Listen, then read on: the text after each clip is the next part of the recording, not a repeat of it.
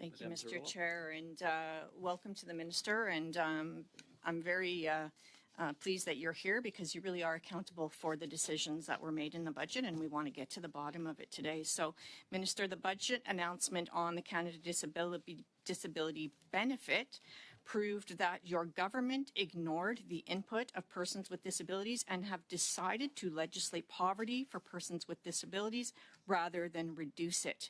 People with disabilities called for an adequate benefit that was easy to access with no clawbacks from provinces and territories. Your government has chosen to do none of these things. This government never seems to run out of money for handouts to giant corporations and rich CEOs, but when it comes to the critical support promised to people living with disabilities, suddenly the offer is crumbs. $200 a month is offensive, and you've seen the response from Canadians. They are not happy. Why did you choose to ignore years of input from the disability community and bring forward a $200 benefit that is tied to the inaccessible disability tax credit? Mr. Chair, I think it's important first, again, to recognize the fact that, we as a government put forward for the first time ever a Canada disability benefit that individuals with disabilities will be able to actually get that support. These are some of the lowest income individuals living in poverty that we're going to be able to support. Look, I'll be the first one to say, and I think we all recognize there's a lot more work to do, but this is a first significant step that we put forward. And just like all the progressive benefits that our government has put forward in the past, Mr. Chair, these are meant to be expanded. These are meant to be enhanced, and that's exactly what we're committed to. But we have to do it responsibly. We have to do it in a way that provinces and territories do not claw back any of the benefits that So the NDP secured amendments to C-22 so that this legislation would lift persons with disabilities out of poverty. Why are you okay with an inadequate $200 a month top-up, which violates the CRPD and is barely enough to buy groceries?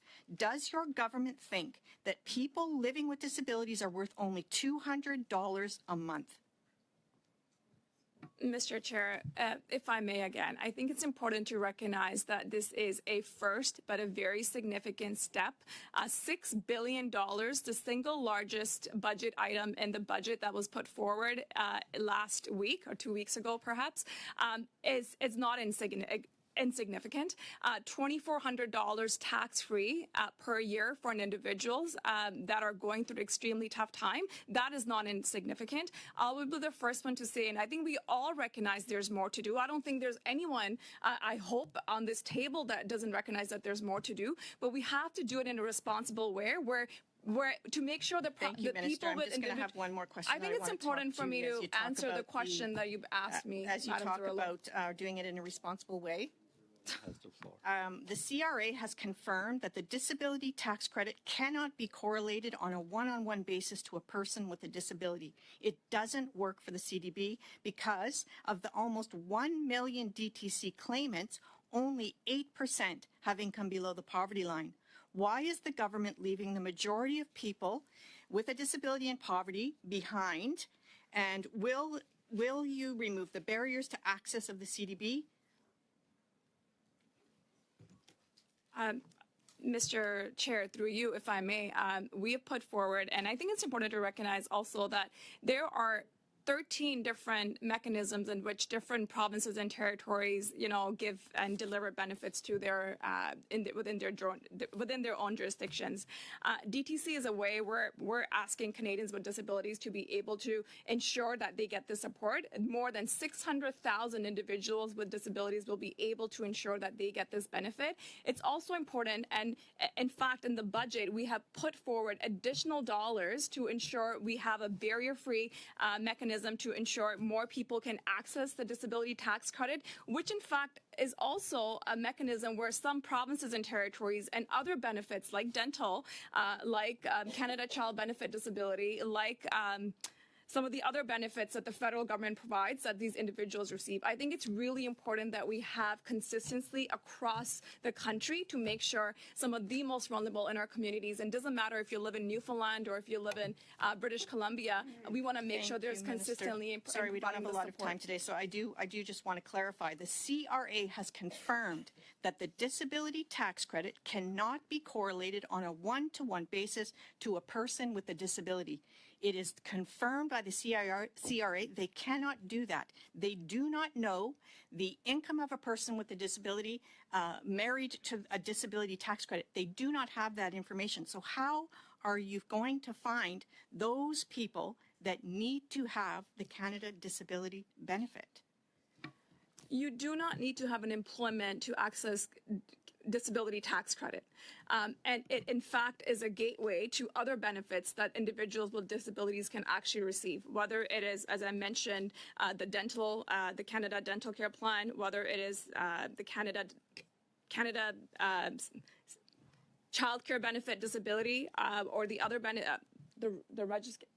Christina, do you mind just going through some of the other benefits that DTC also people can access? Thank you, Minister, but my time is really, my questions are to you around the disability tax credit. It's an institutionalized mechanism that requires someone to visit a doctor, to have a judgment of a doctor of whether or not they have a disability. We know that the majority of folks that live in poverty and a disability do not have access to that disability tax credit. How are you going to locate these people living in poverty, especially those in the deepest poverty, to get access to the Canada Disability Benefit?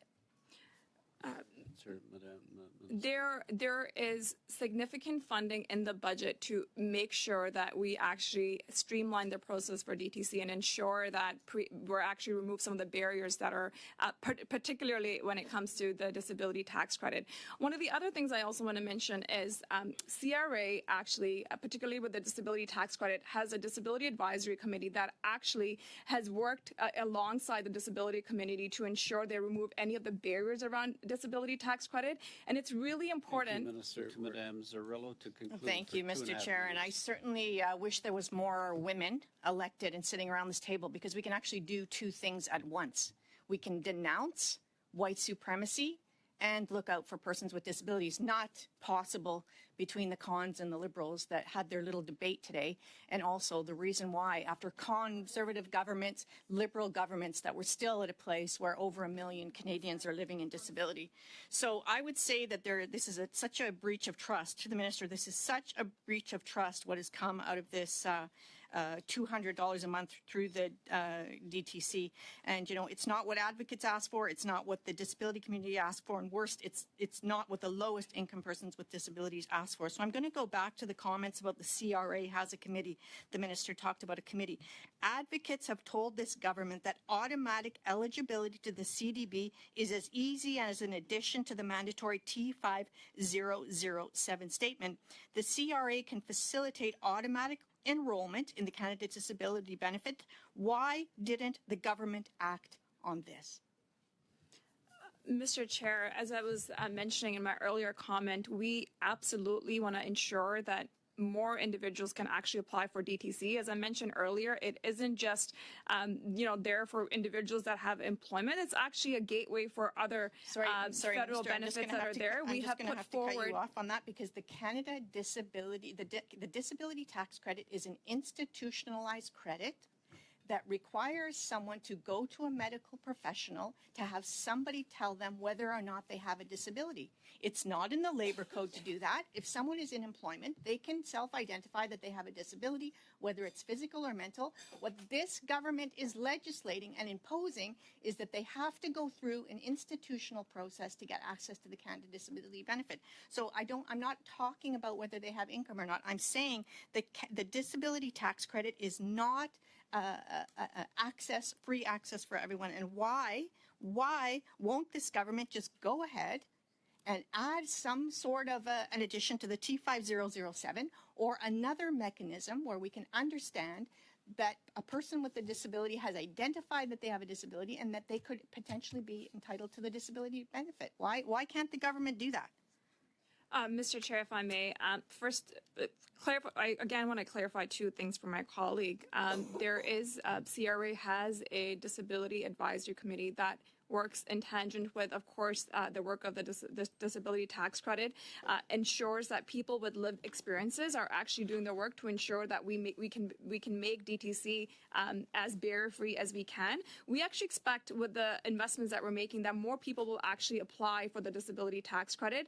Ensure the investments that we're making in this budget where there will be costs that the government of Canada will pay for the DTC costs associated with it. At the same time, we are putting in significant funding so that organizations on the ground, that many of them have been part of the work that has gotten us to this point, will be able to actually help within their own communities, help support individuals with disabilities on the ground. I think we all have a role and responsibility. I think we can all play a bigger role in also making sure that more people can apply for DTC, which also is a gateway to other federal and provincial and some provincial benefits that exist. Thank you.